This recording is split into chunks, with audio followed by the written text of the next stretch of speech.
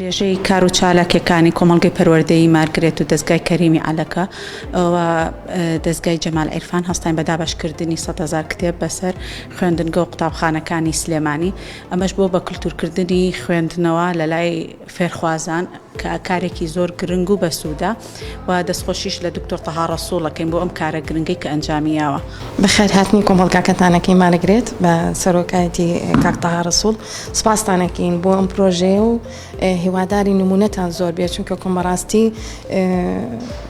ڕۆشنبیری ئاستی تەلەڤیزیاکە ئەگەر بە خوێندنەوەی زانیاریەک بێت یان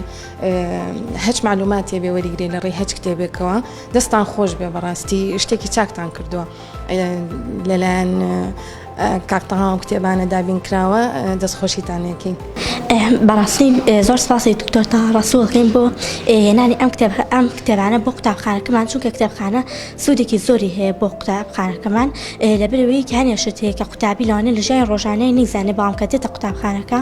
یان کتێبخانەی قوتابخانەکە ئەوە فێری زانیاری زۆرتر دەبێت و چای زیاتر ڕوون دەبێتەوە بە کۆمەڵگاکەمان.